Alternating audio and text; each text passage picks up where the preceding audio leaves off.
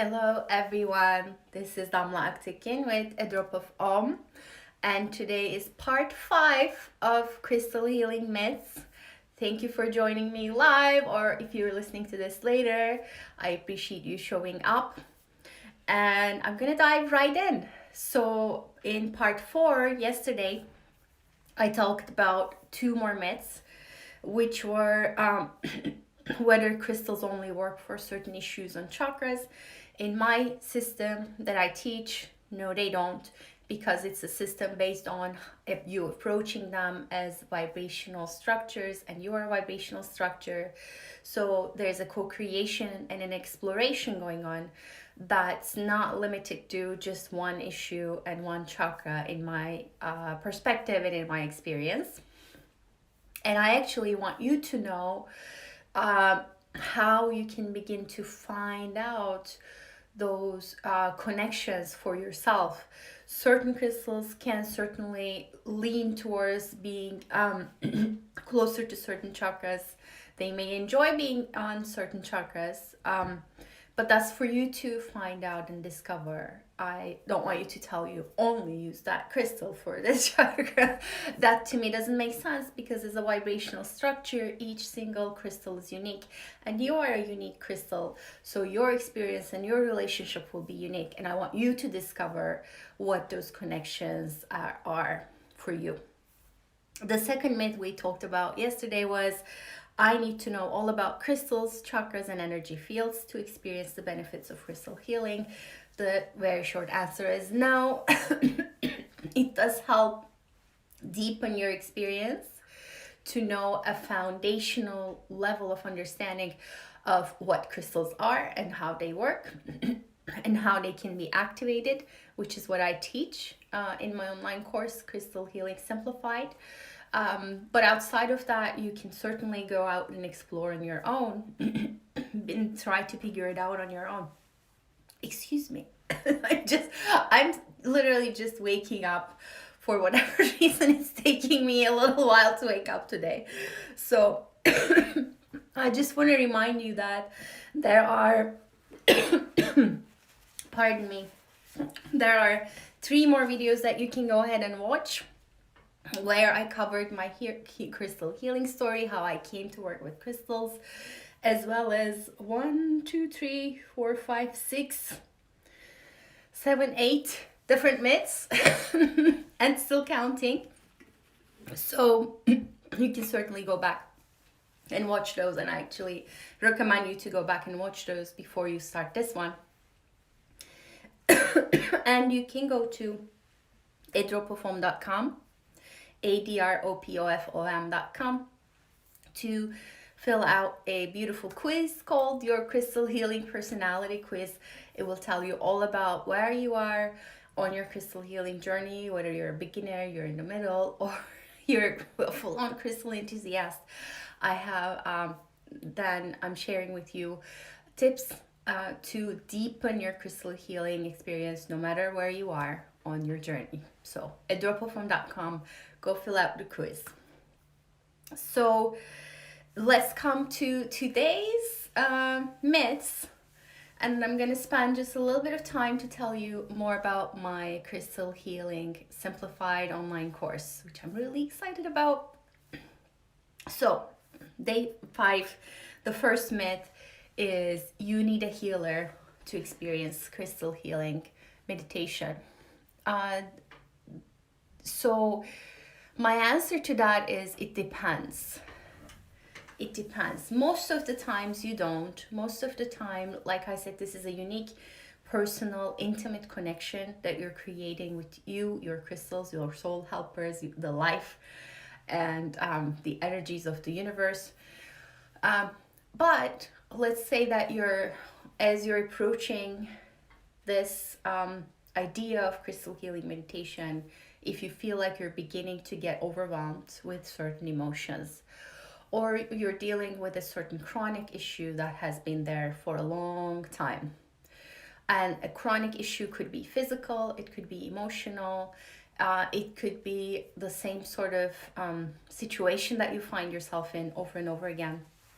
In those cases, for For me, they're indications of deep energetic wounds that are playing themselves out in your system. In those issues, please go ahead and seek the help of a healer like me or anyone you trust who can safely hold you and help you maintain the container that you are. So whatever needs to be unfolded and resolved will be unfolded and resolved. Outside of that, though, you don't need the healer. In fact, we're all healers. We're all self-healers. In this day and age, we have to be. Because life is throwing so much at us, especially this year. There's a whole lot going on. You have to be your own healer. You have to be your own aware witnesser, as well as the person who takes steps to meet your needs and heal your system. And crystal healing meditation is a beautiful and wonderful and super effective way to do that. So the myth is, again, do you need a healer? No, not always. But if at any point during your crystal healing meditations you feel a sense of overwhelm or that it's too much for you to handle by yourself, please do go out and seek a healer. The next one was surprising to me when I heard it. Excuse me, I wish I had a glass of water with me right now. And so the next one, it was something that came up as I started to offer in-person crystal healing experiences and workshops to people. And occasionally people would come to me and say, Damla, I really want to try this, but I'm afraid.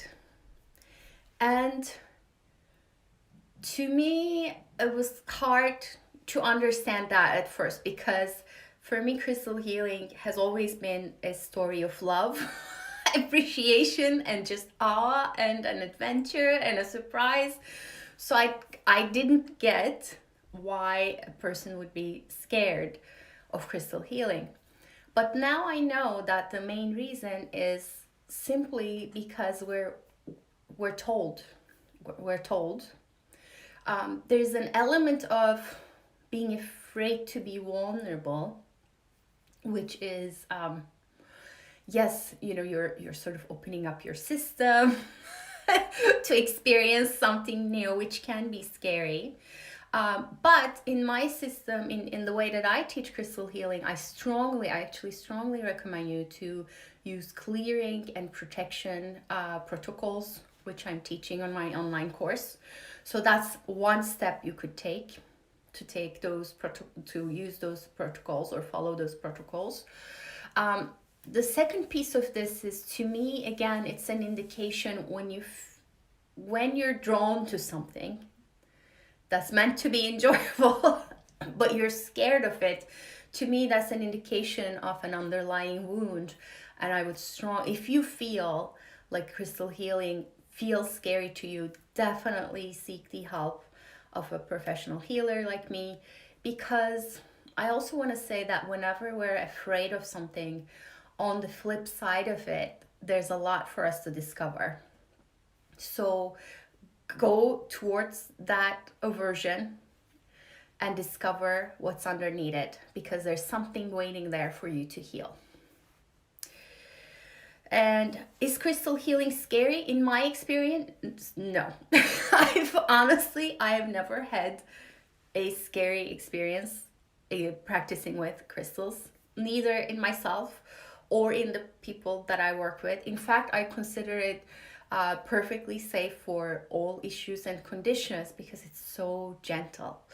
It's so gentle and subtle and works with your subtle energy so gently and beautifully that I also work with tuning forks. For me, that's a bit harsher.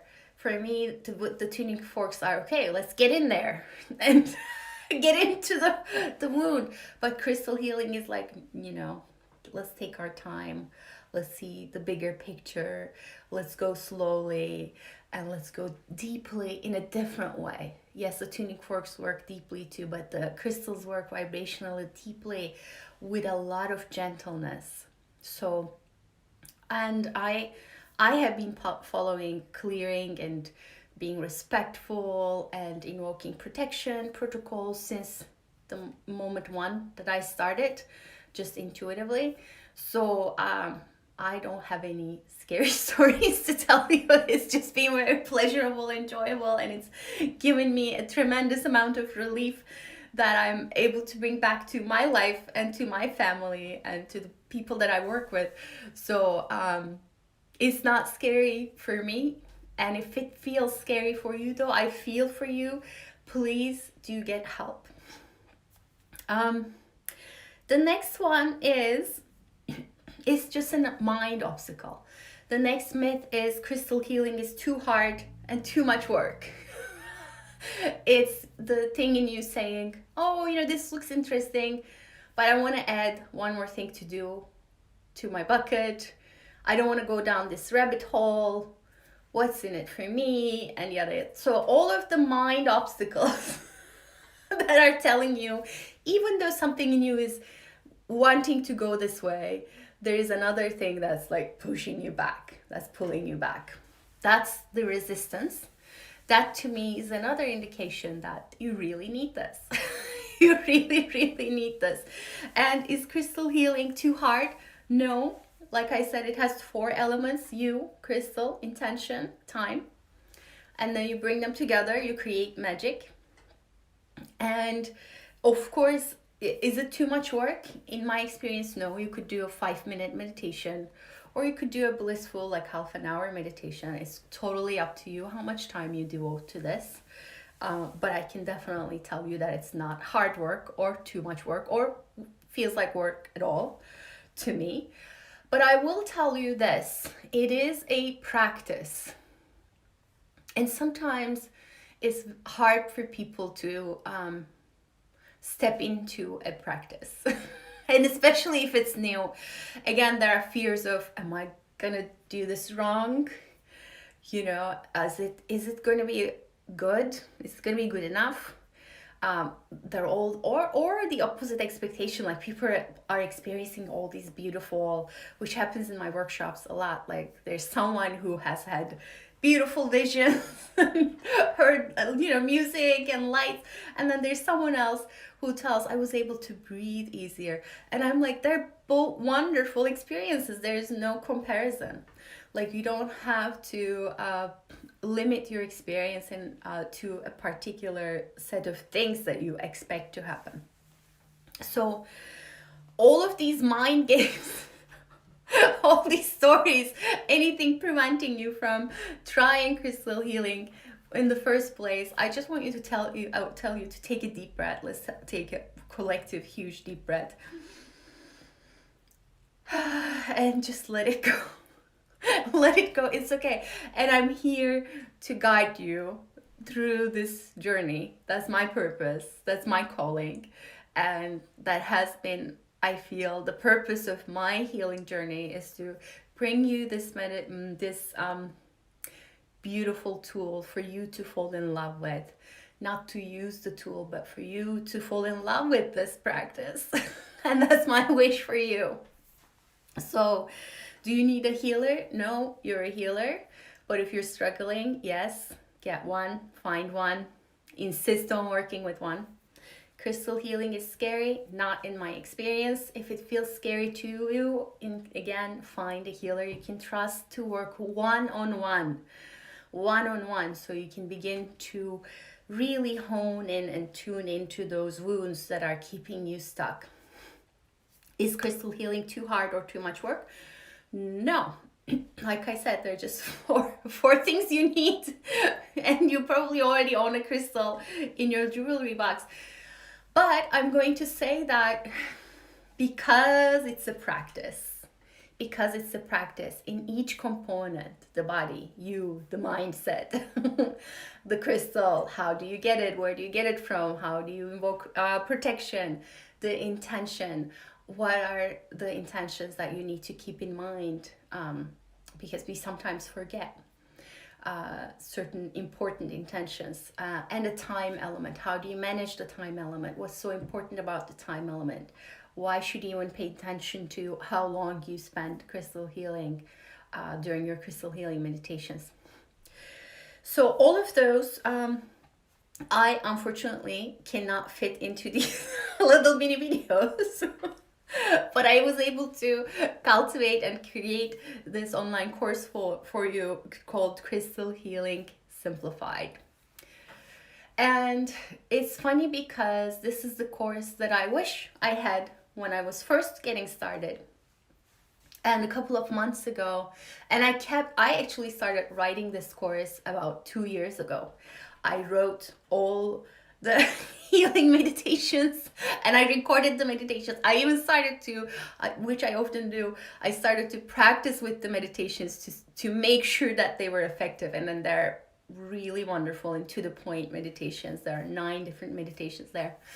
But anyways, a couple months ago, as I was going through writing and bringing this course into life, I had this dream of a pregnant elephant. And the elephant is, which I didn't know when I woke up, I looked it up. The elephant's pregnancy lasts about 20 to 22, 20 to 20, it's 2 years. It's close to 2 years. 22 months is what I wanted to say. My brain is not working this morning. So it's close to 2 years. And then I was like, oh. And in the moments where I felt, okay, why is this course not coming along? Why is this course not like live yet? For me, it was a journey of a lot of self-love and compassion and care for myself, because that dream made it very clear to me that this was a long gestation process. And I now know why, because there are so many little elements in this course that I know wouldn't be there if I had taken just a week to write it. I took 2 years to write it and record it. So, and in those 2 years, a lot has changed for me. I evolved as a healer. I evolved as a trainer for self-healers and healers. And this is the result of all of those. And I feel like the course has been gestating in me even longer than that. I have been working in healing with crystals and healing people with crystals since 2012. So it hasn't been, that I woke up today and I decided to just write something. This was a cultivation of me practicing hours and hours and hours and hours and working people one-on-one with my lovely crystals, and then also opening this up to group settings and workshops where I was exposed to a lot of questions from people, and I needed to go back into my cave and sort of in my practice figure them out and then come back to them and say, okay, this is the way I made it work for you. So you will find in the Crystal Healing Simplified online course, there are a lot of questions already answered for you. I'm taking you through a journey. I'm actually holding your hand with 7 modules and 9 different meditations and 9 different deep dive worksheets and exercises. And the modules are telling the story. I'm actually telling you and teaching you how to prepare for your practice. What things other than just crystals do you need? Because you would be surprised that how having that little bit of preparation makes a difference. I am teaching you how to intuitively select your crystals, as well as how to know intuitively where to place them. And again, that's an ongoing, shifting, changing, evolving, beautiful journey. But there are some guideposts in there to get you started right away, especially if you find getting in touch with your intuition difficult. I have very practical tools and tips for you to get in there and get into that knowing right away. And then the next thing, I'm diving into all about crystals that I know and feel will help you take your experience to the next level. I'm not giving you more than you need to know or less than you need to know, but just the right amount. And I always tell people, when you're diving into a learning journey, it's not about taking in, memorizing everything. There's an energetic transmission happening between the student and the teacher. More than anything, I want you to be present for that. And more than anything, I want you to allow what sticks and stays with you to stay with you. I know what doesn't, just let it fall and go away. So we'll dive into all aspects of what crystals are, what I think they are, and how they work or why they work the magical way that they do. And then I'm taking you also on a different journey of opening up the crystal healing meditation. What are the elements of meditation? How do you know that it works? What are the signs that it works? How do you know to step by step to get into the activation of the crystals? How do you activate them to catalyze your intention? And how do you care for yourself before, during, and after your practice? Those are really important parts which will enhance and deepen your experience every single time. And then I have, like I said, I have 9 different meditations because I feel it's important for you to open up your perspective. I could have had just one meditation which would guide you through your chakras or your body, how you place them on you, and then that's it.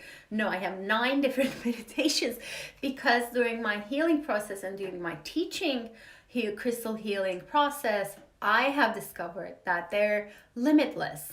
Is there more than 9 ways to experience them? Of course, but these 9 meditations are actually very to the point. I'm starting you with the easiest to the deepest, and actually the last 2 meditations are intended to create long-lasting, deeper, energetic wound healing. So there's a progression, there's a deepening of the experience that I want you to experience. And then I have 9 different worksheets because oh wow, something in my throat chakra is wanting my attention today. So the 9 different worksheets, because in my experience I found that writing and taking notes enhances your experience. It lets you see the patterns. It lets you discover what you were sensing, healing, feeling, noticing before, during, and after. And I have very specific prompts and very to the point prompts for you to do just that. And I have some exercises there. I have worksheets where you can use the worksheets and use the prompts to get a deeper relationship with your crystals. I have some intention setting exercises for you to work on. So there's a lot there, but also it's, in my mind, Crystal Healing Simplified, it's the bare minimum. It's the bare minimum. And I'm not going to be throwing all of it at you once. I'm going to be taking you from step to step to step to step.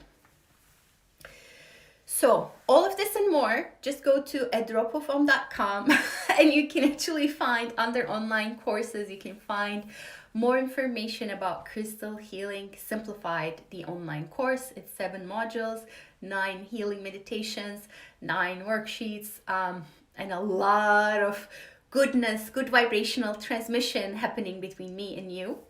And you can certainly look through it. But for now, I want to thank you for staying here and being with me on this journey where we covered, let's see, 1, 2, 3, 4, 5, 6, 7, 8, 9, 10, 11 different myths.